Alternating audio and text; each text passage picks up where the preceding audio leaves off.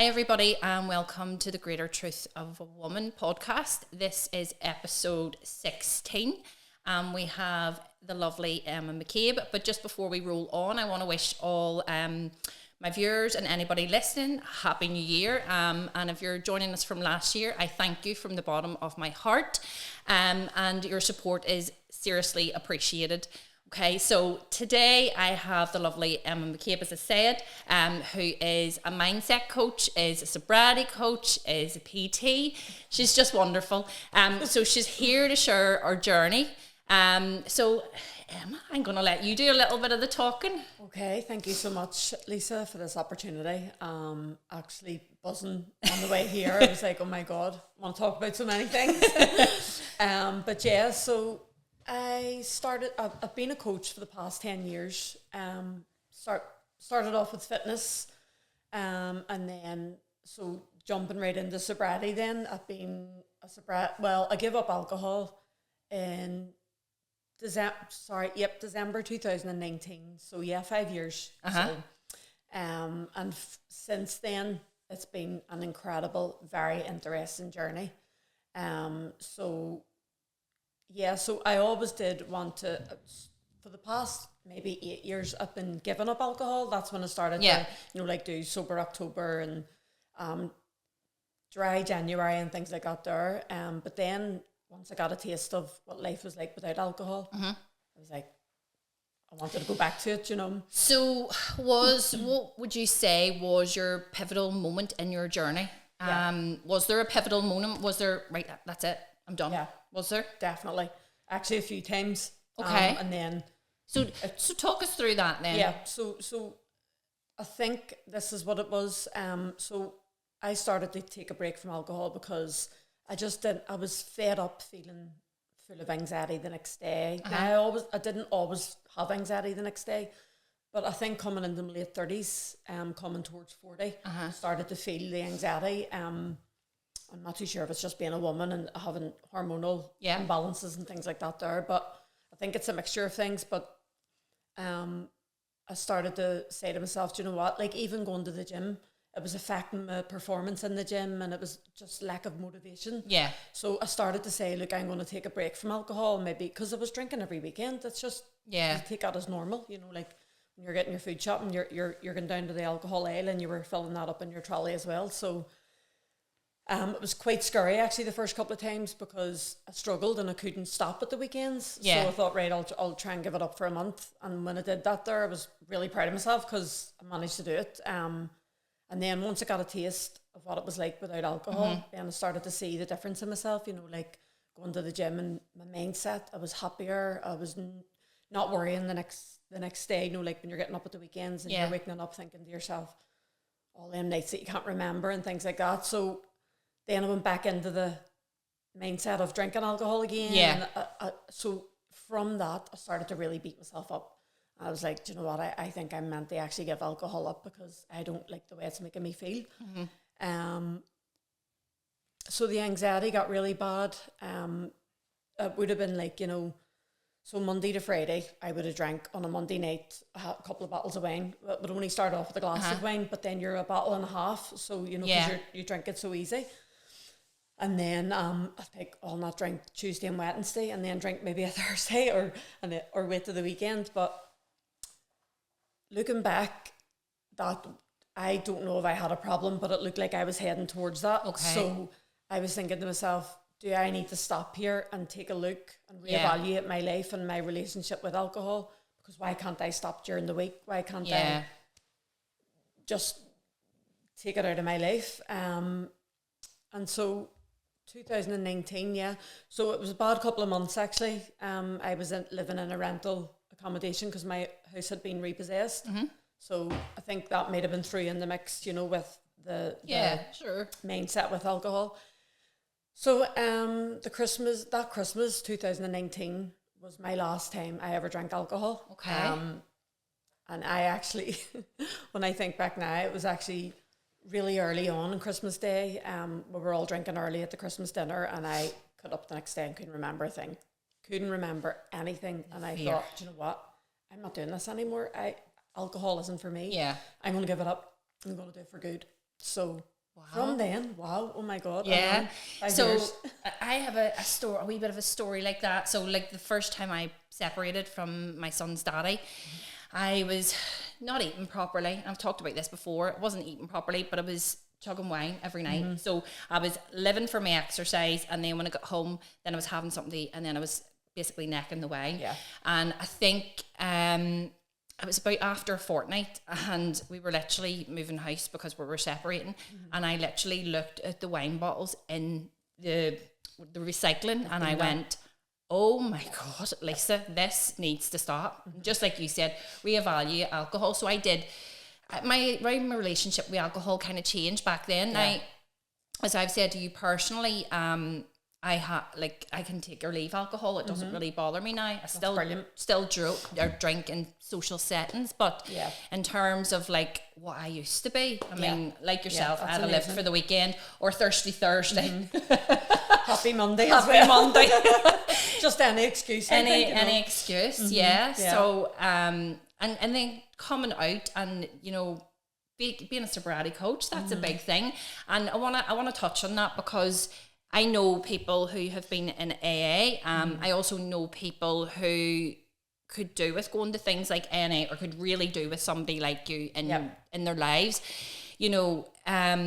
but I feel that there's stigmatism attached to AA. Definitely. So how would you, as like a sobriety coach, how do you help people with that? Yeah.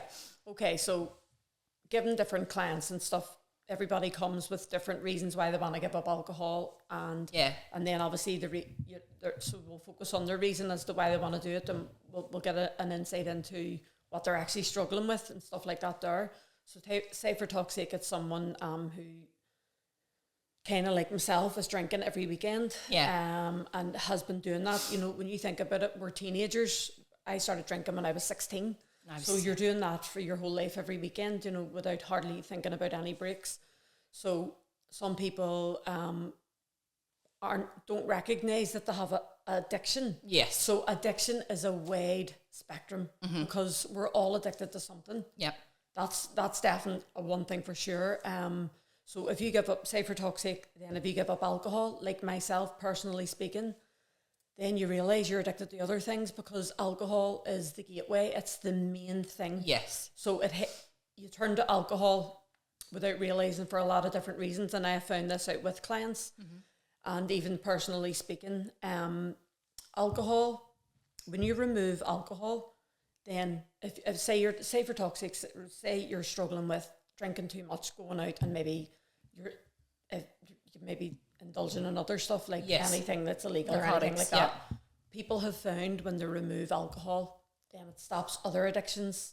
And then say for talk's sake, if you're drinking alcohol and you're partying too much and you're doing things that you're taking other stuff, and then the next day to get away from that, you're taking other stuff to calm your anxiety and things like that.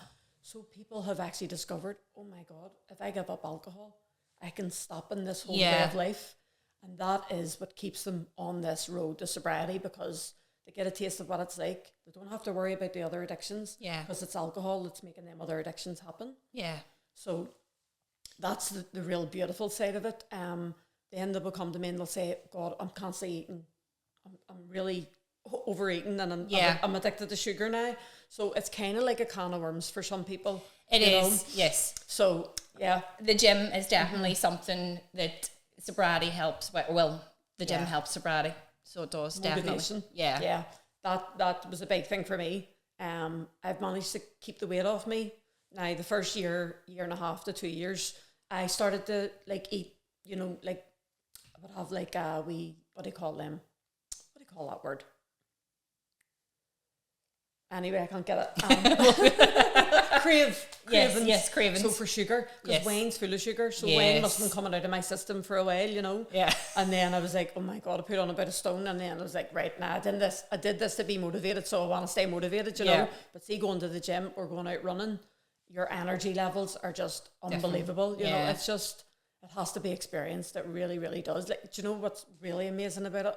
Sober socializing. Yeah, I've done that quite a bit and drove. I didn't do it until I actually give it up.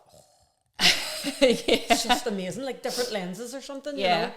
I had a conversation with someone this week, funny, and I was at Liverpool at the weekend past, and one of the last times I was in Liverpool, I was absolutely wrecked. We were, from we got off the plane, basically from we stepped on the plane, we were absolutely blocked the whole weekend. And don't get me wrong, we had the best time. We had such a laugh. And like Saturday night, yes, bearing in mind my son was with me, and I think I had a couple of glasses of wine, that was it. But I was in bed for 8 o'clock. Yeah. Do you know what I mean? Where like, Literally. I think one of the last times, like, was up all night, partying all night, the Friday night, and then right into the Saturday, and then definitely. So, what I do try and promote is that, you know, you'll get people, right? So you get all different attitudes. When you say you give up alcohol, the biggest one for me, and I can't get my head around it, is people want to know why you don't want to drink poison. So I would use that like in a joking way sometimes, just to break the ice. Yes. Like, and there's loads of videos on it and stuff of like, there's some professional people and all talking about why they give up alcohol. Yeah. And then they couldn't get over how many people actually question, and like you said earlier, Lisa, the stigma. Yeah. There's so much stigma. Why do you not drink? But I want to know why. Yeah. Were you an alcoholic? Were you? And you know, alcoholic and addiction are two wide spectrums. Yeah. So what is an alcoholic? Is it someone who drinks every weekend and can't stop? Because you will get people saying, no, but I don't want to. I know. Well, yes. So yes. Well, I have met people. Yeah. If you can't live without it, that's where I would say, look, just look at that and try life without it and see. You know, the sober socializing is what was scary at the start. It was very scary at the start, and you do feel like you're in a different avatar. Like you're sober socializing, you have to look around you with people being drunk everywhere, and your senses are heightened. Yeah. And at the start, you think to yourself, when I go out, is it alcohol that actually gives me confidence, or am I able to have confidence in myself? Yes. And you find that your natural confidence comes out. Yes. Yes. It's a beautiful thing. It really, really is. And just even for your mindset, like I imagine achieving people their whole lives thinking that they couldn't give up alcohol. And then when they try it, they actually can. With coaching, you can do it. Yeah. And especially lived experience, you know, like, and someone who, you know, you can't judge people. People judge themselves as it is without other people judging you about drinking alcohol. I'm not here to judge people. I'm actually here to inspire people, to help them get the courage to overcome the barriers in their mind to thinking that they can't live without it, you know? Yeah. So you actually can. And just going back to what you're saying there about actual confidence, you know, like going back to me many, many moons ago, alcohol was a gateway into other narcotics for me. And as time went on, I actually preferred the other narcotics than what I did alcohol. Yeah. So let's talk about the gateway, alcohol being the gateway, because it really, really is. Some people will use it as an excuse. Yeah. And I was there many years ago, and I've talked about it. So talk us through a wee bit about that. So it being the gateway drug, so basically if you look at young people, okay, or we'll say young people, right? So or younger enough. Younger me anyway. But yeah, so if I'm thinking of my two, right? So they're adults now, but I'm always going on and on, you know, watch what you're drinking, you know, just be safe and all, as you do as a parent. Yes. But with the gateway drug, young people, right? You can see that it is the excuse to get out the door, to get into the bars, like it was for me as well. And it covers an awful lot because it is the gateway drug. So say if you take alcohol out of the equation, are they going to go out and socialise?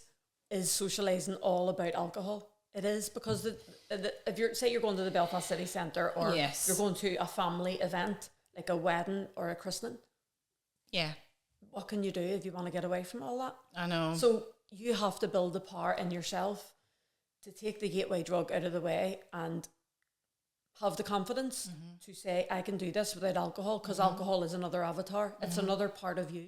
Yeah. And people have a fear around that. But when you break through that, I can help you do that. So the confidence to do that, it does. So everyone's different. You know, some people are introverts, some people are extroverts. I'm a wee bit of both. Yeah. But once you experience that, I promise it is just unbelievable. And overcoming the gateway drug, which is alcohol, then you have this strength to say no to everything else. And you just like touching or pulling it together a bit about being the gateway drug. Like, I know confidence when I had a drink, just you said, drinking to feel confident in a nightclub, in a bar, whatever, and maybe sometimes couldn't even be bothered drinking, and then that led to, oh well, I'll do this because that'll give me more confidence. Do you know what I mean? And then waking up the next day with the absolute fear. You actually think it's confidence, but it's not. No. I woke up in too many situations and think, oh my God, the walk of shame, you know. And see, do you know what? To see the not remembering, I can't believe I put myself through that. Yes.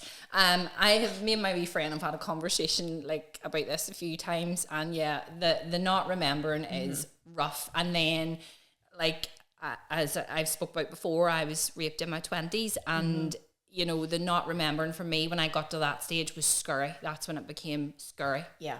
So that's when I really sort of started to look at my relationship with alcohol, and then went through phases of, especially with fitness, coming off alcohol.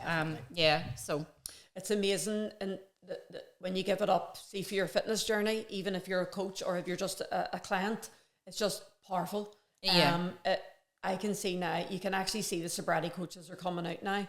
It's a new thing, you know, it's a new way forward, because people are like, oh my God, wonder should I give up alcohol? And they want to try it. It's not for everyone, but it is for a whole lot of people. Yeah. And like I said, the sober socializing and finding yourself, Lisa, finding yourself, what you're like without alcohol. It's not just, so I say normal, when I'm doing like my hashtags and my videos and stuff, I say normalize sober socializing. Yeah. Stop the stigma. And some people would say, what do you mean? What is the stigma? And I'm like, if I walk into a bar and I go, no, I'm not drinking alcohol, can I have such and such? What do you not drink for? And the one that you get, it's like you're interrogated, you know, just because you don't want to drink alcohol. So I want that to stop, because people, there should be like a section in one of the bars or somewhere you go to the events, have the sober section in it, where people can just go and relax without being judged for not drinking alcohol, you know. It's so did you struggle with that? Would you find you really struggled with that part of it? Not really. Well, it was the unknown, but then when I tried that and I experienced it, I was like, what was I doing? And that was another reason why I couldn't go back to drinking alcohol. I actually couldn't. I looked back at my old self and went, no, that's not me anymore. Yeah. And looking back with an amazing feeling, knowing that you're, you know, there like so many flashbacks of being young, and thinking to myself, why didn't I do that all them years ago? I wish there had been someone that told me, because for years I didn't know why I cried all the time when I was drinking alcohol. I didn't know why I had anxiety the next day. As I got older, it got really, really bad. Like, I couldn't leave the house. Yeah. I couldn't look people in the face. I was scared to check my phone. That's not living. That's just, you know. That's not. That's surviving. Yeah, definitely. So that there. And I do get people saying that's what they want to get away from. Yeah. So it's encouraging people. And like, I'm designing a whole new course at the minute, a couple of courses. 100 Days to Thrive. Amazing. Unbelievable. It's just what I've put into this is obviously the lived experience of putting it all together. Yeah. It's took so many years to create, because it takes years to figure out what it's like to live without alcohol anyway. Exactly. It could happen over a year, but, you know, it takes time to figure out things, like looking back, and then to get ideas, and then obviously the coaching certificates, bringing that all together. But yeah, it's just, I love it. It's just amazing. So, yeah. Yeah. So what would be your best advice to someone, like, even like one of your clients coming off the alcohol? How did sort of, what would sort of help them with that stigmatism if they wanted to still go out? Yeah. Okay. So you do get lots of people who, that's the big problem. They're scared to go out. And what will I do? Because I'm going to give in. This is what they're worried about. Yeah. So all I can do is advise them, and, you know, I'll get a wee, a bit of information about what they're actually going through and what it is they want to achieve. But if it comes up about going out, then I would just say, so make sure you have then your alcohol-free stuff. If it's I can't get words out. You know, percent. No, see, if you're it's brainwashing from the brainwashing part, when you go out and you don't know what to put in your hands. Do you know? Yes, so it'll come to me in a second, yeah. Yeah. The brainwashing part, right? So it's not just that you're craving alcohol. It's because when you go out, you automatically think that you have to drink alcohol. Yeah. Right? So it's undoing that brainwashing. So I would talk about that and help them go, oh God, no, then maybe it's not about that, and break it down to what it is they're actually afraid of when they do go out. Yeah. So when they do go out, then if they struggle with they want to join in with everyone, but they don't want anyone to know, then it'll be 0%. Yeah.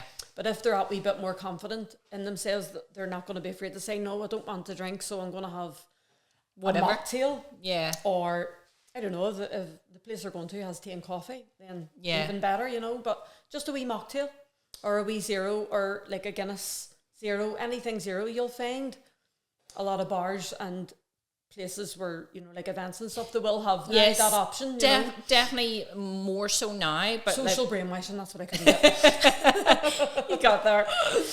But like, I mean, I think in Northern Ireland, especially, maybe the south of Ireland as well, like here, like our social setting is alcohol. Everything's alcohol.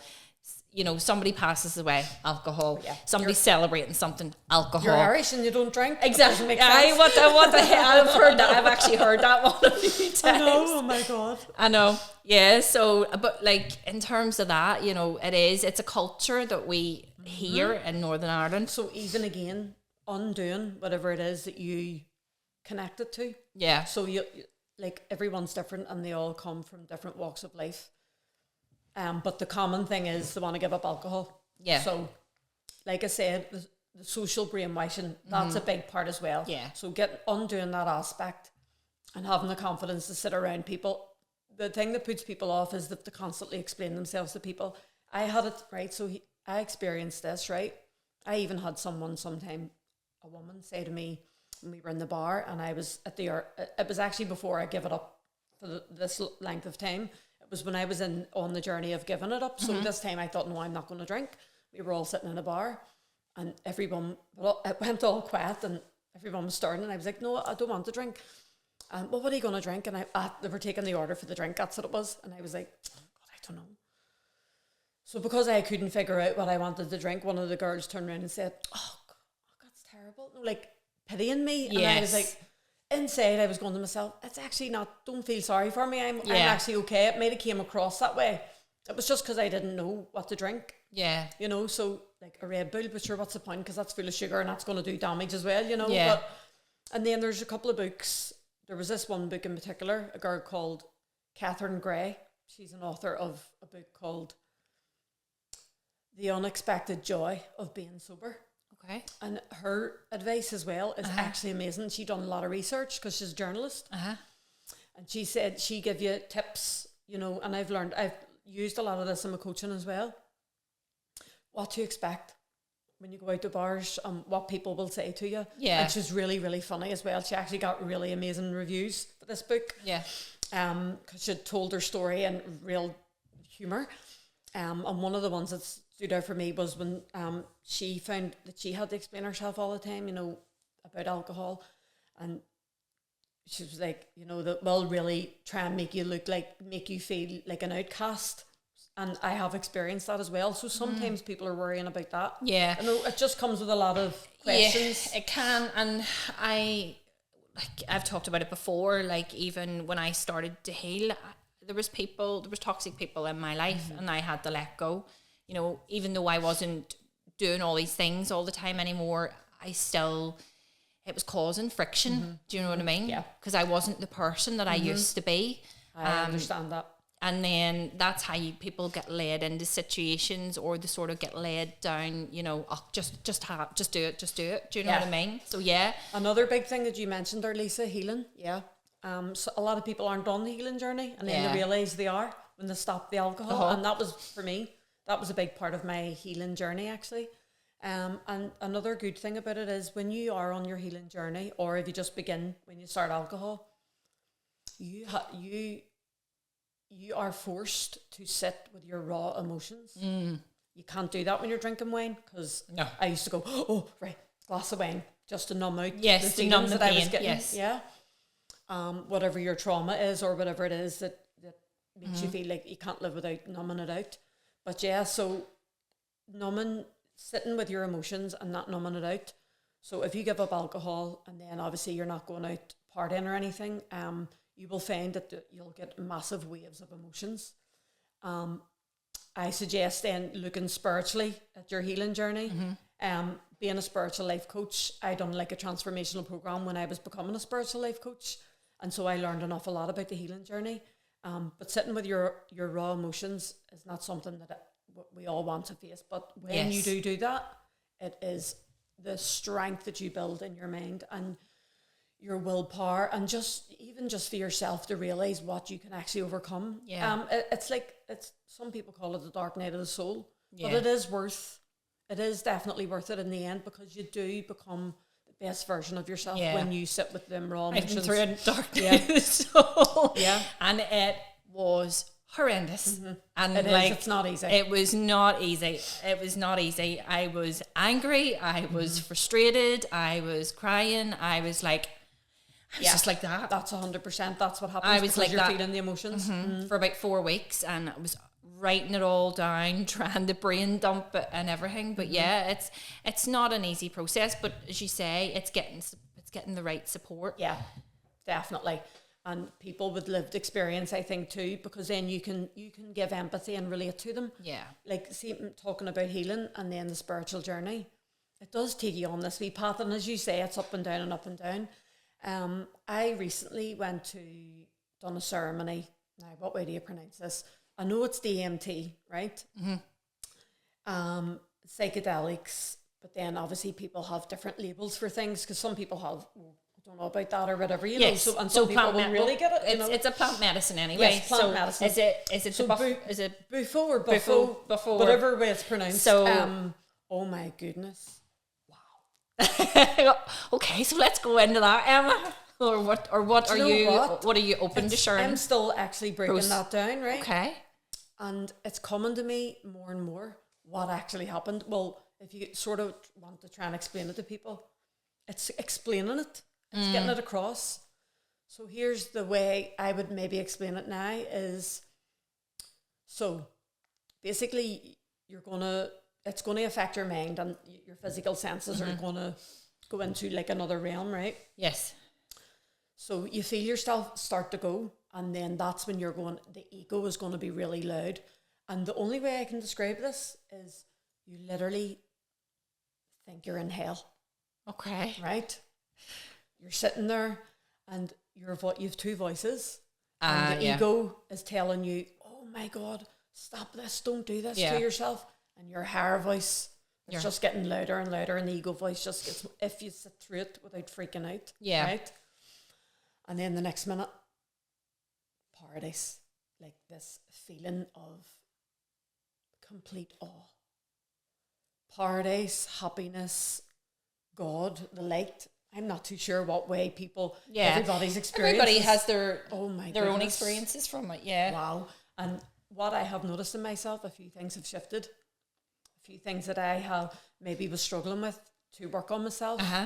Obviously, with sitting numbing out your feelings, with not numbing out your feelings, then you do. But oh my God, this is a whole new level. Yeah. Right. And I literally, when it was over, I wanted to go back in and do it again. It was that powerful. Wow. But overcoming that first bit, it's like death of the ego when you think about it. Excuse me.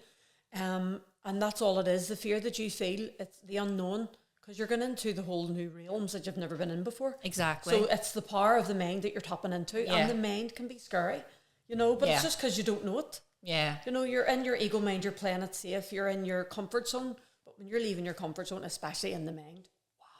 Yeah. It was unbelievable. It was beautiful. Absolutely beautiful. Loved it. So is that the first time you've done any plant medicine? Yeah. I tried DMT about 5 years ago, actually before lockdown. It was, I wouldn't say that I had a spiritual awakening then. I think I've always been awake looking back. Yeah. Like when I was young going to school, I always sort of broke the rules and I think I knew then that I was being programmed rather than educated. That was sort of the way I seen it. But then as I got older, I started to notice people having their spiritual awakenings. Yeah. And I thought, am I having one too then? Is this why I'm noticing other people? And then that's when you started to hear about the plant medicine then. Yeah. It sort of all came out. I went to see David Icke in Glasgow in 2018. And then what he told us all at this event, it actually started to happen in society, you know, like during lockdown and stuff. And then the DMT, it was beautiful. DMT was a beautiful ceremony, but it wasn't as powerful as the Bufo alvarius, I think it's pronounced. That was like a very intense psychedelic, but it was absolutely beautiful for me anyway. Yeah. I know it wouldn't be everybody's, but it is there to be experienced. And, you know, if you have the courage to, and you want, if you're questioning things and you want to tap into the power of your mind, definitely. Yeah. It's not really one I know about. Ayahuasca I would know more about. I still haven't done it because I'm going on a retreat soon, the end of this month, but wow. I know, I'm excited. Yeah, I am amazing. Excited. But as I told you before, I have sat with it for like nearly 5 years. And I feel I'm ready. You just get to a place where I'm ready. I'm ready to tap into whatever it wants to show me, because I've been dreaming about the experience. Like literally for the last year, I have literally been dreaming about having the experience, and I was like, I'm gonna have to. Definitely, it's calling you. That's what happened with me. I was like, do you know what? I'm ready for this. And it wasn't, people don't force it on you, because it's a beautiful medicine, and it just called you. Yeah. Then you inquire about it. You know, so if people ask me, I'll tell them, but I wouldn't force it on or impose on anyone. Yeah. But if it's calling you, you know, and your intentions, it's beautiful laying down your intentions. Yeah. Do you know, it's just a beautiful thing. It really is. I know quite a few people use Cambo for alcoholism or addiction. The Cambo? What's your advice on that? Do you feel that that's... Yeah, like everyone comes with their different baggage, and it'll be different reasons, and then their experience may be different as well. But I have heard lots of people, and even myself, Cambo, just over a year ago or a year and a half ago, I done Cambo. It's not for the faint-hearted now, Cambo, because it's more prolonged, isn't it? But it's like everyone gets a different experience. But yeah, I could feel shifts with Cambo as well in my mindset. The Bufo that I did last Sunday has been the most powerful yet. The most powerful experience I've ever felt, and it was beautiful. The Cambo is beautiful as well. It's beautiful what you achieve when the Cambo is broken down into your system, and then you start to break through the barriers. Yeah, Cambo done that for me, and it was brilliant. This one was just wow, you know. It's like I have been in awe from Sunday. It's like I'm like, oh, am I going to come down from this or something? Like, it's just an amazing feeling, you know. It's completely different. Yeah, but it's so good. It's so good, even that you're here and willing to talk about, and willing to share your journey about it as well. I can know, definitely. You know, which is part of like building a community, and I feel that that's what is needed, especially with sobriety, because a lot of people feel alone. Yeah, do you know what I mean? And my advice is, do be part of a sobriety community.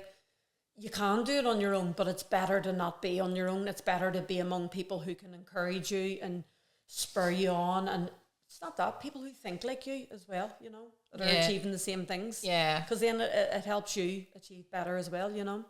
The community, definitely. What else?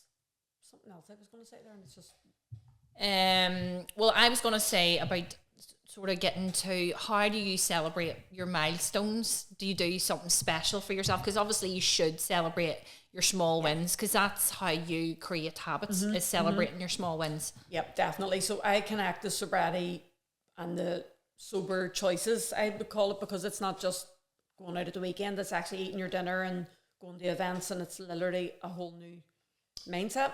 So hiking in the mornings, the mountains, and just constantly being around nature. I would celebrate every year and go another year and stuff like that. But mostly hiking in the mornings, and the cold water swimming as well. That's another thing. Hard to you at this time of year, because I can't. The cold water I just can't. Difficult. I can't. Now in the summer, yes, no problem, or springtime, yeah. But the winter, no. I've tried. It's overcoming the numbness and the pain you feel from the cold water.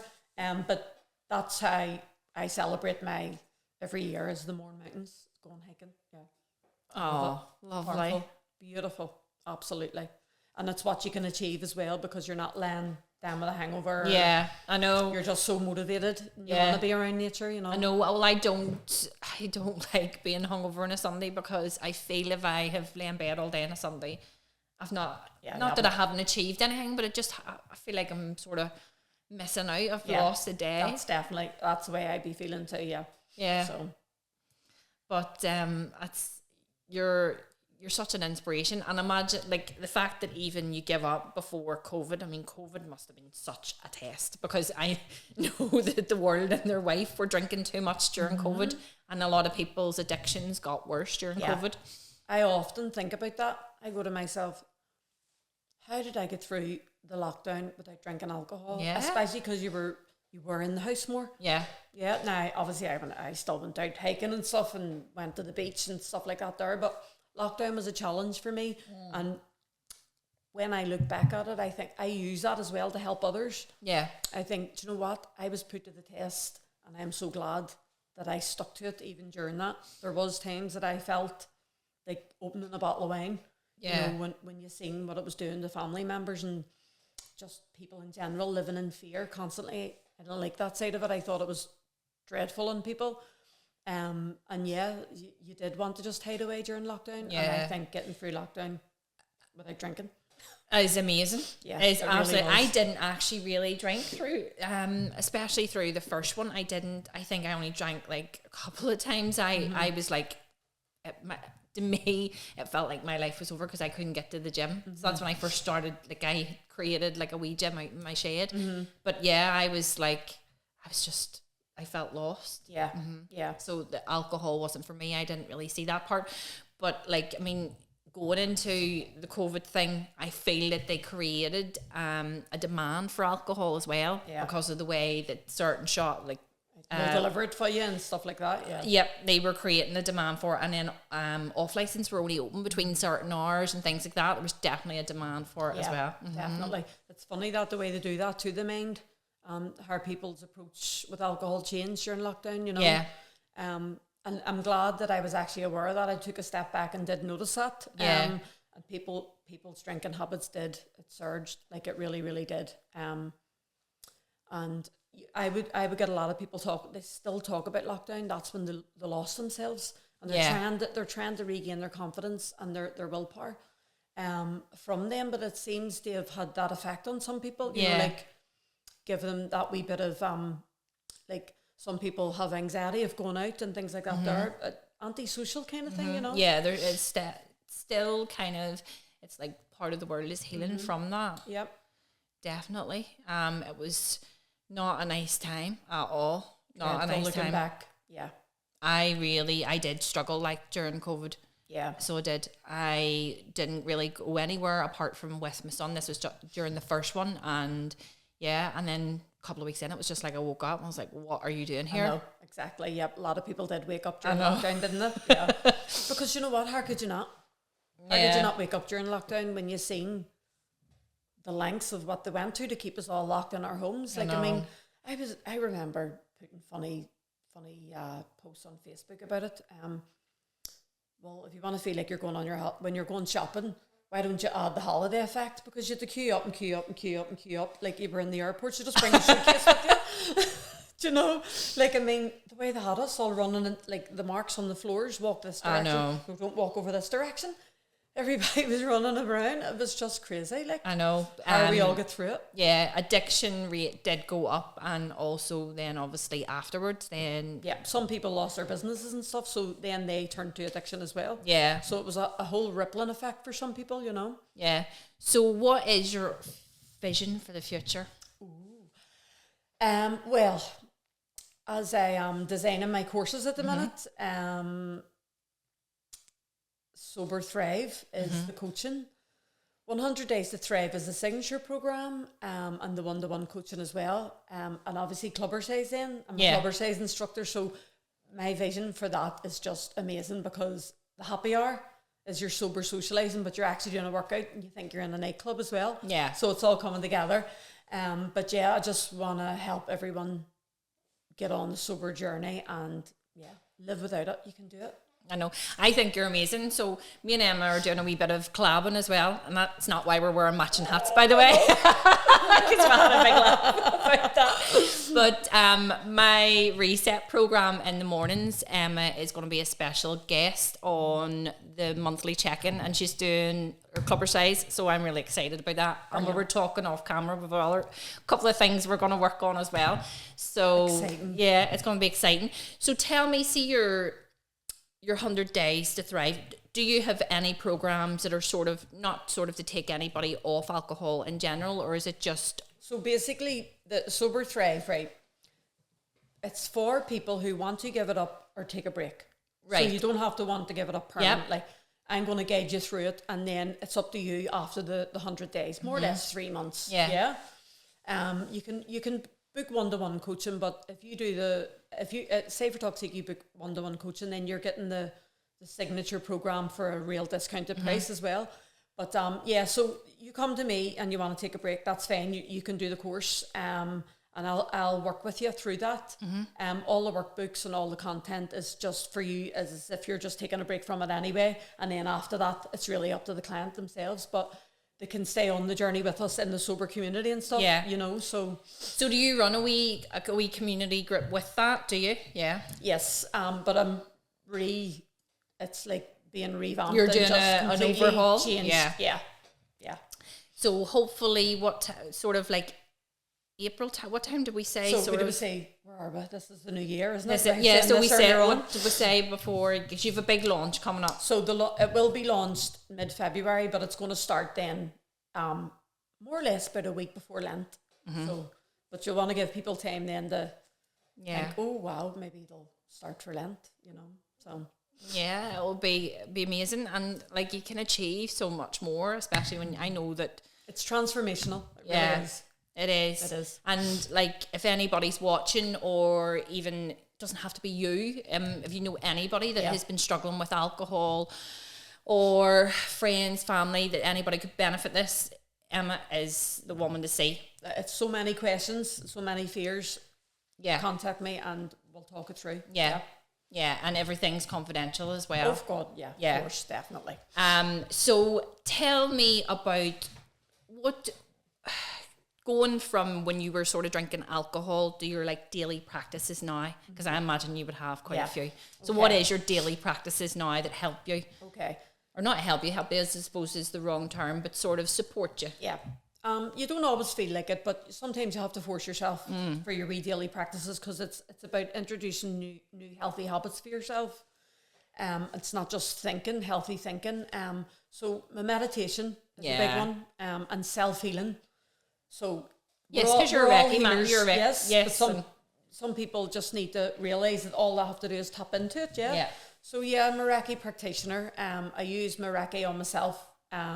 So I would do some self-healing in my meditation. I try my best to do it every night, but I don't always achieve that. But sometimes I have to force myself, and sometimes jump into it, spring in my step. Yeah. My journaling first thing in the mornings, with my cup of tea or my cup of coffee. I also am a student and a teacher of A Course in Miracles. It's a beautiful, beautiful study. It's spiritual, but it's based on Christian principles, but it's actually not religion. It's just, it's universal. It's for everyone. Yes. It's beautiful practice. So I read a lesson every single day. So I'm very aware of my mindset. So it's engaging with yourself every day, becoming aware of things, and trying your best to set yourself up for that day, every day. Don't always do it every day. Some days I have to force myself, and then I'll be so glad after that. Yeah. And then there's other days that I am so motivated. So that there, my healthy eating, plenty of water. And I'll go online and design my courses and things like that. But more or less would be the meditation is a big part. Yeah. Especially from a give up alcohol. Meditation, there's so many things to be achieved from that. Oh, so many amazing things can be achieved from meditation. Mm-hmm. Yeah, definitely. So meditation has definitely brought on my spiritual journey, and it's brought on a lot of my clairs as well, as I talked to you about when we did Zoom. But I mean, sometimes I come out of the meditation and I'm like, oh, I'm back in the mundane world. Yeah. Do you know what I mean? It's just so good. Like back to the Matrix. Yeah, back to the Matrix. Yeah, definitely. Yeah. So what's kind of your favorite way to meditate? Do you like journey ones, or do you mix them up? Right. So I like, some people like a guided meditation, but I like just the music with my own thoughts, because when I'm doing my meditation, it's usually from A Course in Miracles, which will be the lesson. Right. So let me give you an example of a lesson. Okay. Then. Yes, do.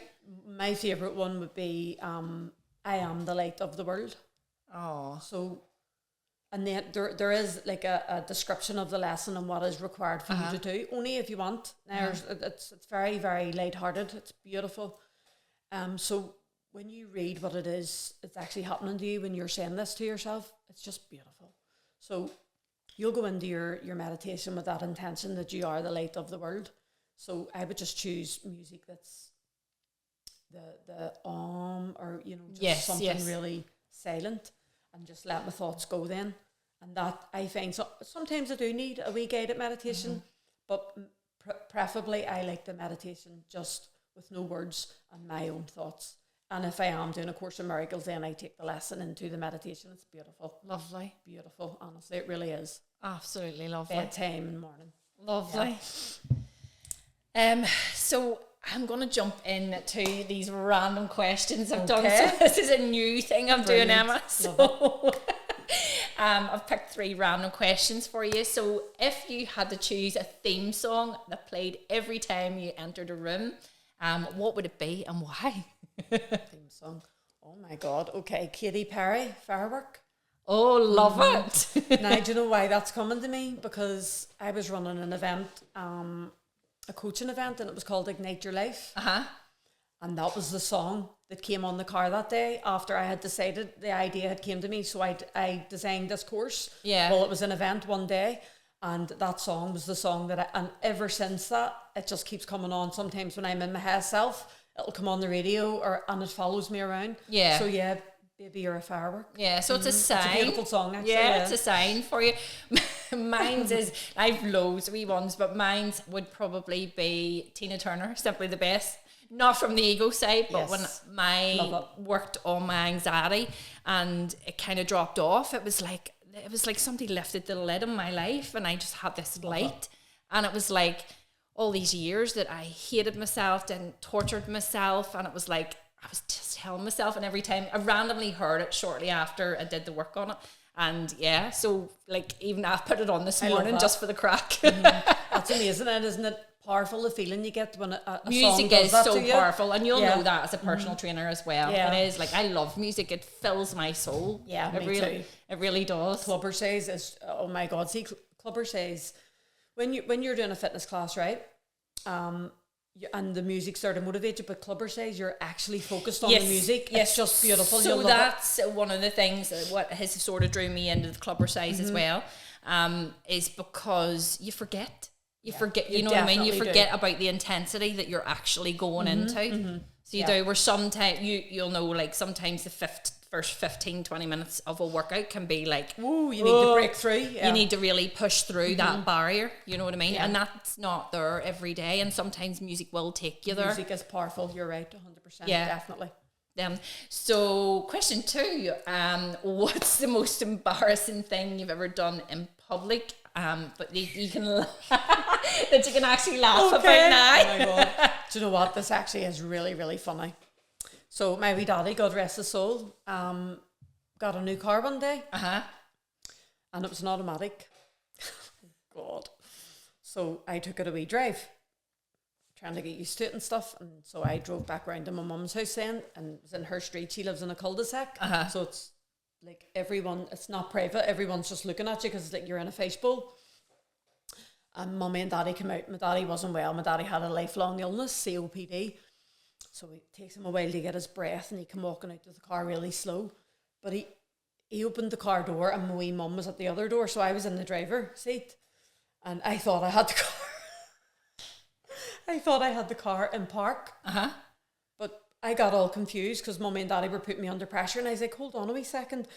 And the next minute, my car hit the because no way, there's not three, there's two pedals only. Yeah. And it went in the drive. So I drove the car, nearly knocked Mummy, well, they pushed them out of the way, the force of the car, straight up onto the pavement, into the neighbour's garden, through her brick wall, gate, bricks, all around me, and everybody can run out of their houses. Oh my God, it was terrible. My mummy and daddy, God bless them, like they nearly did take a heart attack, and then my son was out the top window going, "Mummy, what are you doing?" I was in the next door neighbour's garden, and she came running out. "Oh my God, what's happened?" The car was all wrecked at the front. It was brand new. I will never ever forget it. But afterwards, still to this day, as a family, we laugh our heads off. The neighbours were like, "It would only be you, Emma. It would only be you to do something like that." It was so embarrassing, but it was really, really funny now when you look back. Like, but yeah. Oh my God, I'll never forget it. One of mine involves alcohol, and I couldn't have been that old. It was probably, you'd have been lucky if I'd even have been 21, but we were all on a family holiday.